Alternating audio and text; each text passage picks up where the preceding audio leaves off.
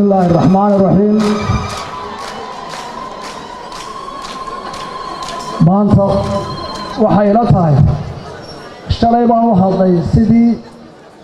maxaan ku raahdaa dadkii hore ee aad u hadli jiray oo dheereeyo maanta kelmad ma hadda qumaan u kacay anoo ka wakiila gudoomiye ku-xigeenka koowaad ka labaad ka saddexaad iyo ka afraad waxaan aad iyo aad ugu mahadnaqayaa ergadan iyo bulshaweynta kulmiye oo muddo 18 sano aan ku jiray fulintooda iyo hogaankooda iyo gudoomiyahooda intayda badani oo intaaba nagu dulqaatay naguna aaminay xilka xisbiga maantana xilka culusna saaray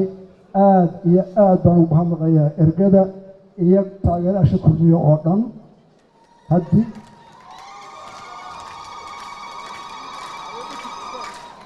waad mahadsantihiin waana kalamayseen xil culus baa noo dhiibteen waxaad noo soo raacisaan duco iyo inaad talada iyo taageerada nala ag joogtaan haddaanu qaldannana saxdaanuna qabataan annaguna aan adduun qabsoonno saasaynu xisbiga ku wadanaa hawshiisa qodobka labaad kulmiye waa xisbi ballaadhan waxaa kaloo nala qabanaysaan xisbiyadu waa meel arrin lagu gorfaynayo la iskaga hor imanayo ra'yi kala duwan la midaynayo waxaanu jecel lahay cid kasta oo ra'yiga wadata laga bataa inay u dulqaadato oo u hoggaansato kulmiye badankiisu halkuu maray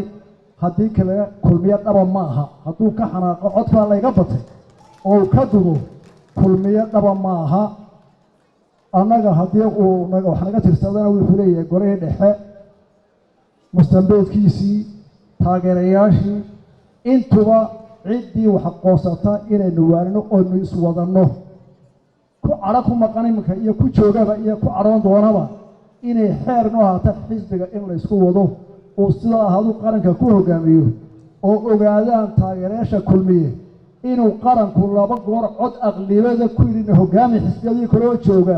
iyagoo qarankana u tudhaya inaynu taa ilaalinaa waajib oo la xusuusnaado waa ku dardaarmay waxaa kaloo doonaya aan ka caddeeyo sida xeerka qodobka 14aad ee xeerka 14aad iyo xeerka xisbigu dhisayaan inaan halkan ka caddeeyo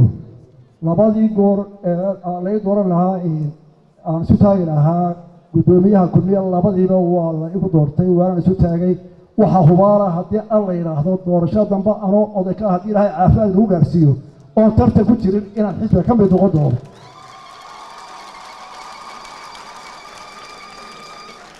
taasina waa caddahay xisbiga guul baan u rajaynayaa iswadashaan u rajaynayaa qaranka kalsoonidu inay sii kordha mooye inaanay hoos u dhicin baan rajaynayaa intaa xisbiga laga arkaan ayaan rajaynayaa cid kasta oo dhexdeena wax ka tirsanaysana waxaynu u baahan nahay inaan iswadanno isu waanino kala garawsanno duulduul waynu ka weynaanay xisbi ahaan